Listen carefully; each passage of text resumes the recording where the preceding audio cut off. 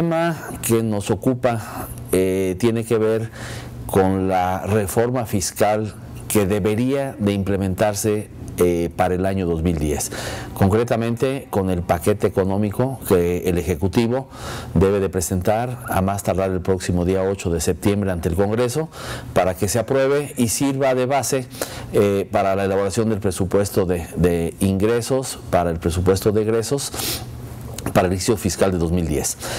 Antes de entrar de lleno en el tema fiscal, me gustaría hacer una reflexión pertinente al tema. Para que un país sea exitoso en materia de recaudación, se requiere que tenga un esquema fiscal competitivo.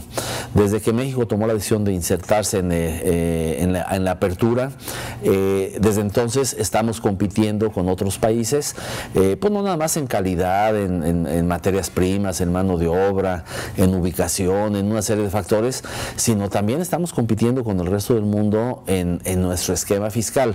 ¿Qué quiere decir esto? Que para que los capitales nacionales y o los capitales extranjeros quieran permanecer o venir a México, se requiere que nuestro esquema fiscal sea competitivo. Si logramos que nuestro esquema fiscal sea competitivo, la inversión mexicana querrá permanecer en el país, la inversión extranjera querrá venir a México.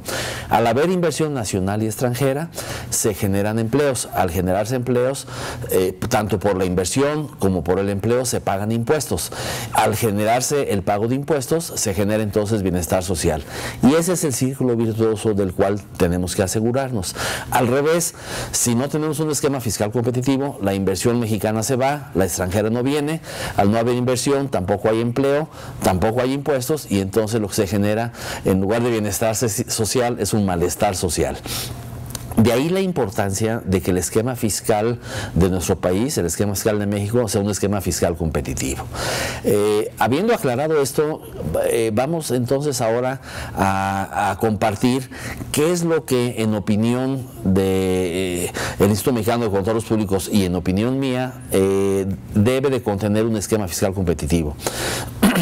Es un hecho que los países que son exitosos en materia de recaudación son los que han recargado la recaudación mucho más en los impuestos indirectos y mucho menos en los impuestos directos. ¿Cuáles son unos y cuáles son otros? Básicamente hay tres formas de gravar por parte del Estado a los ciudadanos.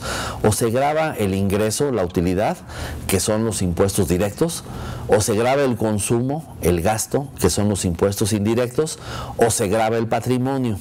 Decía yo que los países exitosos en materia de recaudación son los que han recargado la recaudación en los impuestos indirectos. ¿Cuáles son los indirectos? Bueno, pues el IVA, el IEPS, los impuestos ecológicos, etcétera. Y decía yo mucho menos en los impuestos directos. ¿Cuáles son los directos? El impuesto sobre la renta, el IETU, el IDE. Entonces, lo que tenemos que hacer nuevamente como país es asegurarnos de recargar la recaudación mucho más en los impuestos indirectos y mucho menos en los impuestos directos. ¿Qué tenemos que hacer entonces? Buscar que el IVA que actualmente existe en nuestro país se generalice, que sea un IVA generalizado, sin tasas preferenciales, sin excepciones. Eso es lo que debe de ser. Si por alguna razón, que básicamente han sido razones políticas, esto no se puede, existen alternativas.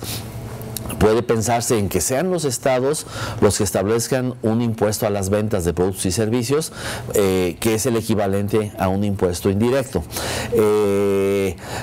Podemos pensar también en los impuestos ecológicos y podemos pensar también en revisar el IEPS en los distintos productos o servicios que él mismo grava, sobre todo productos, ¿no? En el tema de impuestos directos no cabe duda que lo que le urge a nuestro país es que el IETU se elimine. ¿Por qué debe de eliminarse el IETU? Porque es un impuesto que nació con muchas deficiencias, con situaciones no contempladas, con demasiadas imprecisiones, que además ha vuelto muy complejo el esquema fiscal porque implica llevar una contabilidad en base a flujo de efectivo. Y al final de cuentas el IETU ni es un impuesto mínimo, ni es un impuesto complementario y ni ha resuelto el problema de la recaudación. Por eso es que nosotros proponemos que el IETU se elimine y en su lugar se establezca un impuesto impuesto que sea verdaderamente mínimo y verdaderamente complementario, como puede ser el impuesto mínimo alternativo que existe en los Estados Unidos, que es de muy fácil cálculo porque se determina a partir de la misma base del impuesto sobre la renta y solamente se eliminan por ahí algunas partidas que se puedan considerar de privilegio y ya estamos con un impuesto mínimo determinado. De tal forma entonces que tenemos que eliminar el IETU y tenemos que quedarnos con un impuesto sobre la renta que en todo caso recoja las bondades que el IETU ha mostrado, pero que nos mantengamos con un solo impuesto directo que sea el impuesto sobre la renta. Nos mantengamos, como decíamos, con un impuesto indirecto que debe ser un IVA generalizado o un impuesto estatal a las ventas de productos y servicios, y finalmente es muy importante, y esto lo quiero subrayar, que haya un combate en serio, un combate frontal a la economía informal.